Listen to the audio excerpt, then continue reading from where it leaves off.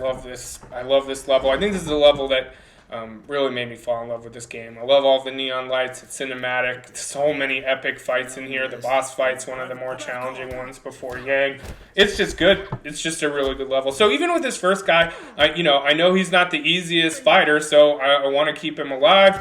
I don't want to do a takedown right when it comes up. I'm going to extend it by throwing him around and doing some of those rapid punches. So you need to do it with every chance you get in the club in particular to get the max points. You can't just be kicking ass and doing takedowns.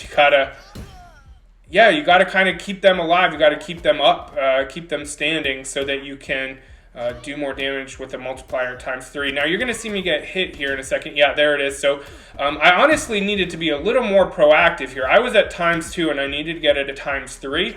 And I didn't move quickly enough, and now I got down to ×1. That taunt got me back up, but you really, once you're at ×1, you're kind of on the push to get it up to ×3. Now you can use, of course, like we talked about, the taunting or the Calbit to do that, but I typically know I'm going to use one Calbit in this fight, which is what, 10 plus people. But yeah, so for multiple targets, when you're trying to, keep your multiplier up, is at first, I am doing some takedowns early on. I kind of want to narrow these easier guys out. I have a few people in here that I know can take a lot more damage. So the easier ones, which are the ones I work through pretty quick here, them I'm okay taking them down.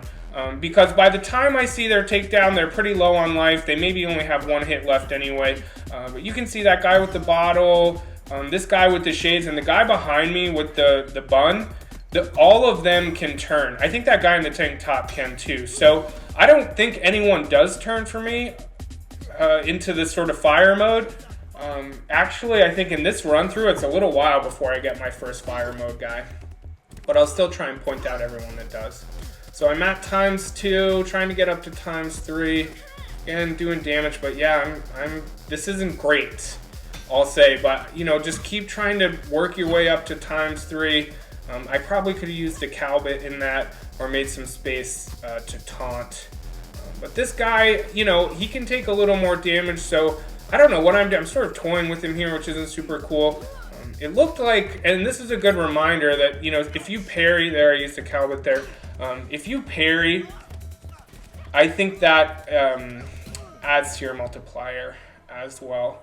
Now with this particular fight, I just didn't want to get my ass kicked, and if I give her too much room, she'll do that. So I go right for a crotch punch and really go after her. So yeah, just noted, stay proactive. She doesn't have a ton of life. She does go down pretty quick. I do extend it here with some throws and rapid punches. Ooh, I do that quite a few times. So again, that's a strategy. I do kind of recommend it in the club more so than any other level where you need to get those max points, because yeah, it's tight. It's tight in this level to get 22,000. So feeling pretty good about being ×3 here. Go down. This guy with the bandana almost always turns. I have no idea why he doesn't there. It's so rare that he doesn't turn. And like I said, you need to take on every single fighter. That means these twins, which I'll tell you, I did a bunch of run-throughs where, I set the goal where I'm not going to die once. And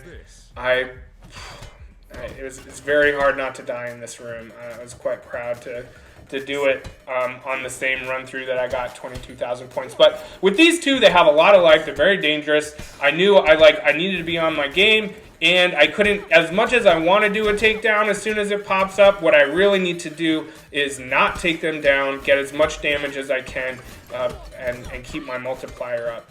I have a full focus bar. I don't know why. I should have used the Calbit. But there you can see I'm prompted to take down, and I don't do it. Make sure to use the metal bat. It's pretty freaking necessary with these twins, in my opinion. So yeah, I don't do a takedown on either of them. I just keep striking until they're out of life. And that's a lot of points. This is a good benchmark to be thinking about too as you go. I think that's the good part of a walkthrough as well, as you kind of see how many points I have as a benchmark. And I only get 1,000 more than you need, so you know, I think it's pretty reasonable to try and just be where I'm at as you go through. There's a little bit of leeway because I do get 1,000 more points than you need, but it's not a ton. There are some other videos where guys get a lot more of the points than I do. All right, so the Mohawk guy and the guy in the bandana, they both can turn, as can the person in the short shorts there. Right, that person I just took down. They all can. All three of them can turn. So pretty much everyone, but the guy with the ripped jeans. I think one of them does. Yeah. I think one of these guys does turn for me, which again is so important. You're just going through the level begging guys to turn, which is tough because you also don't want to do takedowns. So for guys that you think might turn, you always want to use a takedown on them. So for all of these guys, I wanted to try a takedown. For him, I was lucky that, you know, the takedown put him in fire mode. I'm trying to keep him alive, not doing that takedown, instead throwing him, doing the rapid punches, which is just throw and then I think square after you throw them. Use the cowbell to get back up at ×3. Still got a little life, so that's worth it. And you can just see, I mean, how many points did I just get from that one fire mode guy? It's absolutely necessary. Ideally, I would have had 2 fire mode guys, fighters at this point. This room's super easy. Nobody takes a ton of damage. Sometimes that guy in the hoodie will turn into fire mode, so you want to try and take him down when given the opportunity to do that. I can't remember if he turns from here. He should, because I've only had one guy, and typically by now you have at least 1, sometimes 2 people turn in fire mode for you. Let's see if he does. Nope. So this level's not doing me too many favors just yet. Okay, so this room, not a ton of tough fighters, but just keep that multiplier up. And again, when there's a lot of guys, I really don't mind using a takedown early on. Because I just found when there's a lot of fighters and I'm just trying to extend everyone's life and not do any takedowns, I just end up getting hit, going down to ×1, and it hurts me more. So better to stay at ×3 when there's a lot of fighters around and do what you can, but use your takedowns to kind of reset. And then you gotta take out everyone, so even this like basically innocent bystander staying there. She will attack you after you attack her, but there are a few people who otherwise wouldn't attack you in this level that you gotta take them on to get that 22,000. Let's see if I stay at ×3 for these 2 big guys. So I elected to do a takedown for him. I think he had quite a bit of life left, but you know, again, I want to stay at ×3, and these 2 guys can do a little bit of damage. So I basically am just electing to make sure I keep one guy alive to totally maximize points and take down the other guy a little bit sooner, so I'm just way less likely to get hit. Now, I think to get like 25,000 points, you wouldn't have taken down either of those big guys. You would have just kept them alive as long as possible and kept doing damage. Now, it's similar to those 2 big guys. If you take these 2 on, oftentimes they're going to do some damage. I mean, they even did there. Oh, actually, I elected not to take her down right away. Interesting. Usually, when I was trying this, I would take down the first person because when you have 2 of these folks, it's like that fight in the museum that's like really hard where you have 2 of them and they have like blades on their feet. But yeah, this is a little risky, but I like it. I'm already over 10,000 points. I got to be pretty psyched about that going to the arena. So yeah, well done me. Grab that bat, get ready for the arena. The cage, the arena. I think it's the arena. So did a takedown on him. These guys are pretty easy, so there's not a huge difference in points between taking them down and keeping them alive and just striking them down. Oh, this was always fun too, the arena. And yeah, so this guy, no, the bandana guy, he will almost always turn into a fire guy. So you definitely want to take him down when given the option. Do I stay at ×3? Tell me I stay at ×3 this whole time. Oh my god, no, not at all. I just got clocked. I'm pretty sure I die at least a couple times. And this is the other thing, you don't really have to worry about that too much. You don't want to get so old that you're doing a ton of damage. That's not great. Wow, I'm really struggling with the big guy here. Got my bat back though, look out. So yeah, I'm still electing to keep him alive. I'm not doing a takedown. Maybe I should. He's kind of getting the better of me here. Alright, so there's the takedown prompt. I'm still not doing... Okay, I finally taken him down. And so that gives you a chance to focus on this guy, which I think is... Oh, he didn't turn into fire mode. Well, I also don't think I chose to take him down, which was a bit of a mistake. You want to try and take down the guy in the bandana. Alright, so... Yeah, again, this guy's not too tough. You want to look out for his, like, combo he uses every time and then deflect or perfect parry the last one. If he does those jumping kicks, you can just avoid. It's all good. I use a taunt here to get back up because it looks like he got a hit on me. And then, yeah, I guess he does have that third combo where he sweeps the leg, Johnny. So be mindful of that. That's the one he typically used that you want to parry the last one.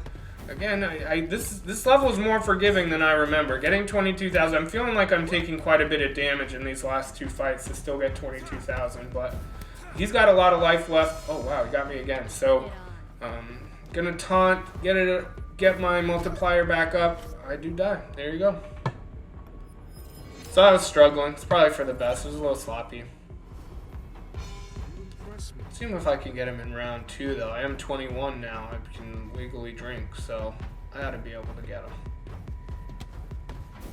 So that's the combo you're looking out for. You perfect parried it or deflected it there. I don't know why I'm running around.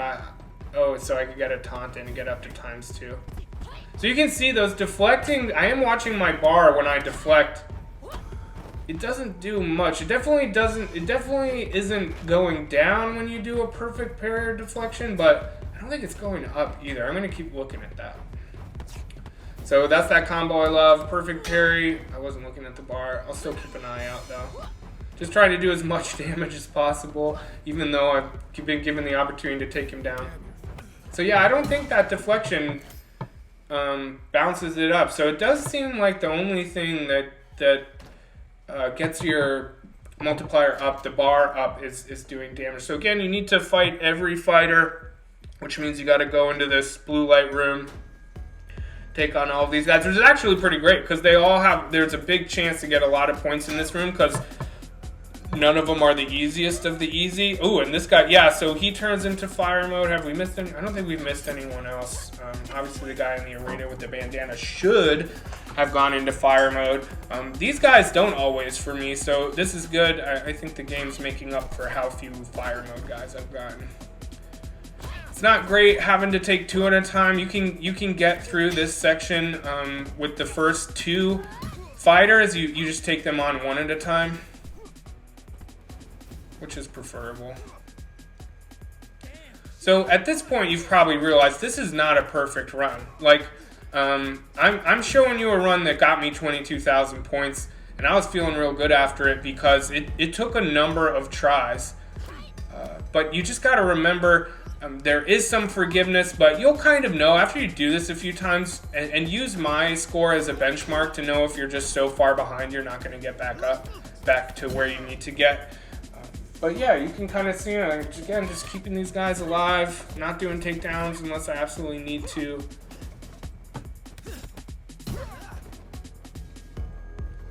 Let's take on our dragon mask guy here. So very much on the front foot with him. It's only one guy, so I am doing a little bit of strike first, strike hard, no mercy. Because I just don't have to worry about it. I'm not doing a takedown, so that's good. Doing the throw and the quick strikes. Duck strike? I can't remember. All of a sudden it's like run out of my head. But again, in PlayStation, it's square and X in the direction you want to throw them. And then after you throw them, just press square and he'll run after him and do those rapid strikes. Oh, why can't I think about it? Put it in the comments. Put it in the comments if you remember the name of that particular move. That one right there. That one right there. Again, it gets a little tired, but it does give you a few more points, and it's important to do in the club, like I've said about 50 times now. So this is a moment where you probably know from some of my other videos, there are too many guys in here. I need to make space. It's a marathon fight. I need to like move around, make a little space, probably get a weapon. And you know, that's another good point. Let's talk about weapons for a second. So they do more damage per hit, which isn't ideal given that you want to get as many hits as possible to get your points up. I'm not super clear and I haven't done the math or looked closely enough to know if like some strikes do get you more points than others. It stands to reason that they would. Like a crotch punch more than just pressing square. It should get you more points. Anyway, so yeah, there are times like clearly here where I didn't use a weapon. When I go into that big club room, the first big fight you have in the club, I do bring a bat. Obviously with the twins, I bring a bat. I need to be doing damage there or they'll just destroy me. So yeah, it's kind of up to you. In other levels, you don't have to be quite so, you don't have to milk every fight for as much points as possible, but you do have to in the club. At least that was my experience. Gotta milk it. All right. So, yeah, in here, there must be 7 or 8 fighters, maybe a little bit more. So you can see I am taking down the first few I encounter. Now, they do kind of come in waves, like they don't all come at once. So I can certainly hear the argument that I didn't need to do any takedowns here. But if you don't thin them out a little bit, in this part of the level, I do find that they're going to start doing so because there are some tough fighters in here, and this guy with the white hair, there are a couple guys in here. It's not coming to me right now, but there are a couple guys in here that can go into fire mode. So you do want to try and start taking them down here. I think it's this guy in the white hair, but it's also a woman that comes at you. So I'm feeling really good. Being at 20,000 at this point is like, I know I'm feeling real fresh right now and good about where I'm at. Yeah, I think she can turn into fire mode. And she gives you plenty of life to work with. So really, again, try and milk this for as many points as you can because she stays alive. Now, it's very easy to forget that the person on the top of the stairs not only is someone you can fight, but someone with plenty of life for you to get points from. So definitely go after her. It's just like the first guy you fought, the guy who killed me, where you're just looking for that same combo, deflecting and then going after. Ooh, that hurt. Goodness. Got a stairs Calbit. That should count for more. I should have like a ×10 multiplier. Oh my goodness. Come on. Avoid. Bring it on. So taunting up to ×3. Let's keep it going. Let's keep it going. So you gotta do damage. Yeah, they block you. So eventually I do, and my multiplier is looking real handsome right now. But goodness, those kicks I'm really struggling with this fighter. So again, that comes up. Ooh, I'm taunting while she's sort of knocked out in pain. That's probably the best time to taunt. I am really struggling with this fighter. This is like not super great. But still getting plenty of life. I mean, I only need 800 at this point, and I've still got 3 fighters left that all have quite a bit of life. So, but you can see I'm a little nervous, so I'm really milking the points with the throwing them and duck punching. It's not duck punch, it's something else. Again, put it in the comments if you remember. I'm going to look it up right after this too. Sean, we're so close. We're about to hang out together. So this is one of the last 3 fighters you have that you need to, you can plan on a couple hundred points from. But it's just like all these other, they're all Sean minions, disciples of Sean. So the disciples of Sean all have the same move. It's the same as the twins. It's the jump kicks, the combo that ends with a sweep. You just want to disarm her as fast as possible. That's the most important thing, or she'll do a ton of damage. So I just throw my staff at her when I first get into the room, and then I'll sweep her and disarm her. or do a crotch punch and disarm her. That will help you out a lot with her, because then she just goes into those standard Sean Disciple moves that you probably know pretty well. Speaking of Sean Disciples, we've got 2 of them in here, which would typically be a harder fight if this room wasn't so big and you couldn't kind of move and get away.